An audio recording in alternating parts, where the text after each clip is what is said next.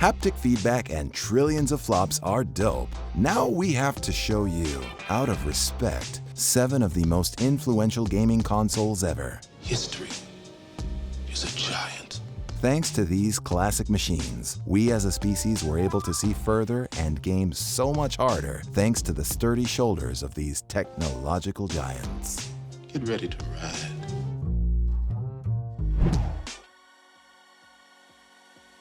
The Wii had a fun name, fun games, and mass appeal. It brought all kinds of people together to play and be physical. Harder to do these days because of a certain pandemic which shall remain nameless. Go away. But was something that was quite novel at the time on that mass scale, as gaming was generally seen as a more physically passive activity. The intuitive wireless nunchuck controllers made the people of 2006 bananas, as a lot of people who were never gamers caught the Wii fever, and the only vaccination was endless hours of bowling, dancing, fishing, and ping pong. It was a new way to play. And like any sport, a player that finds a new way to play the game almost always automatically makes it to the Hall of Fame. Because like the creators of the Wii figured out, it's not whether you win or lose, it's how you play the game.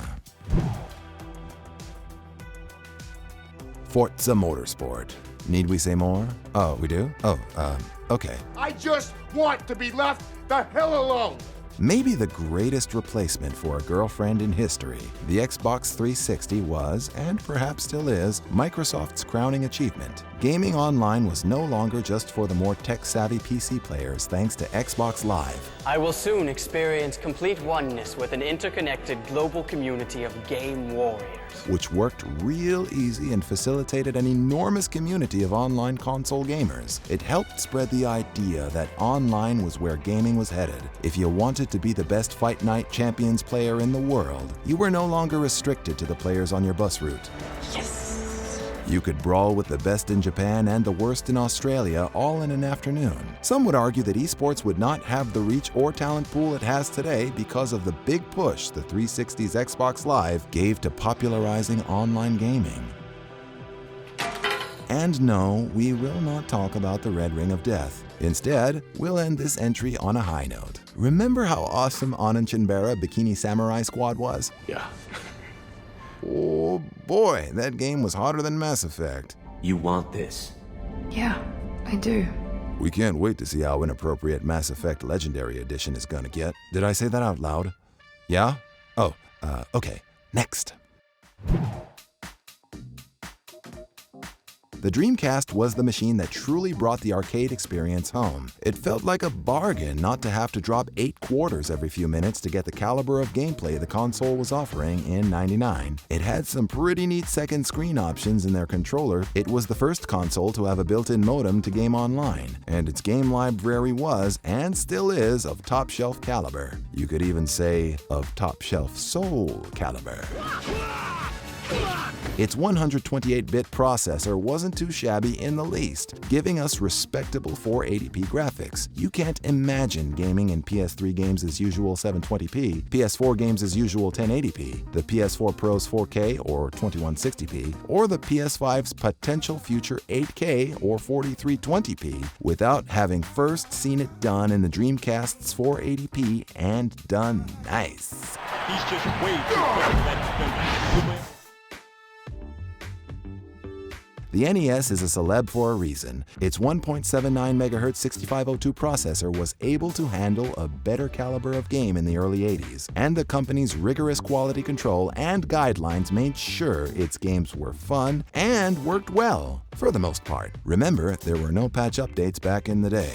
This paid off, as many NES titles are still known, loved, and played today, and not necessarily as remasters or remakes, but the originals as they were.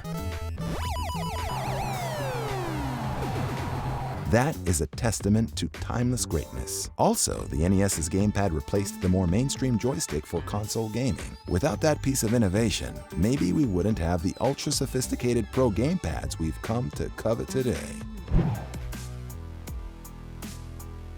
When we think of the beginning of games, we often think of Pong. But what preceded Pong? Ralph Baer is one of the engineering grandfathers of one of the world's favorite pastimes thanks to his invention. Many more are optionally available, like like a shooting gallery. This is what FPSs looked like in the 70s on the Odyssey, with only 3 moving objects able to move at once, instead of the 8 million plus pixels worth of objects moving across the screens of 4K TVs we know today. Without the Odyssey's table tennis sim, there's no Pong. No Pong, no Mario Tennis. No Mario Tennis, no Virtua Tennis. No Virtua Tennis, no Wii Tennis. No Wii Tennis, no first-person tennis VR. You starting to see what I'm saying? Sony's revenge product on Nintendo for dumping them for Philips was one for the ages. And like Gloria Gaynor, Sony came back from outer space to survive and thrive with the PlayStation 1, known simply as the PlayStation at the time. The machine was designed with 3D gaming in mind. Its geometry transformation engine graphics processor pumped out 1.5 million polygons per second, making those polygon people in Final Fantasy VII look years ahead of their time. Sure, it's no 10.23 trillion floating operations per second, but you can't have trillions if you don't first have millions, right?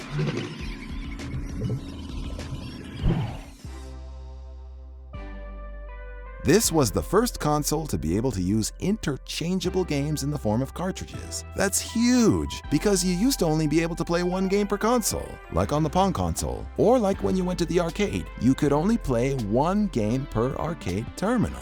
This precursor to Atari was invented by Jerry Lawson, a 6'6" giant inventor who died in 2011. His idea and model was reverse engineered and improved on, but all roads to explain the contemporary console lead to the Channel F. Take the Channel F out of the equation, and our modern console gaming landscape looks mighty different.